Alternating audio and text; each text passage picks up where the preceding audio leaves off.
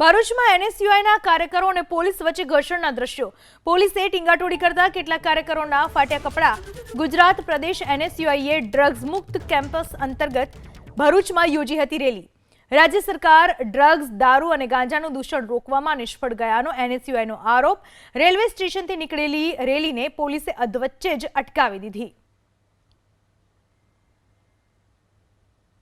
ખાસ કરીને ગુજરાતમાં દિવસે ને દિવસે ડ્રગ્સ, દારૂ, ગાંજાનું પ્રમાણ વધતું જાય છે। એમાંય જે યુવા પેઢીને જે બરબાદ કરવાનું કામ અત્યારે ગુજરાતમાં થઈ રહ્યું છે અને આ ડ્રગ્સ માફિયાઓ, દારૂ માફિયાઓ ઉપર સરકારનો કોઈ અંકુશ નથી, પોલીસનો કોઈ અંકુશ નથી અને ખુલ્લેઆમ જે અત્યારે આનો વેપલો ચાલુ છે અને એમાંય ખાસ કરીને 18 થી લઈને 25 વર્ષના યુવાનોને ટાર્ગેટ કરવામાં આવી રહ્યા છે તે આપણા સૌ માટે ચિંતાનો વિષય છે। તેના જ ભાગરૂપે આજે ગુજરાત એનએસયુઆઈ દ્વારા ડ્રગ્સ ફ્રી કેમ્પસ નામના પ્રોગ્રામના માધ્યમથી આજે ભરૂચ ખાતે રેલીનું આયોજન કરવામાં આવ્યું છે। અમારો એક જ ઉદ્દેશ્ય છે કે આપણા ગુજરાતની યુવા પેઢીને બચાવવા માટે જે કંઈ કરવું પડે તે એનએસયુઆઈ કરવા માટે સક્ષમ છે।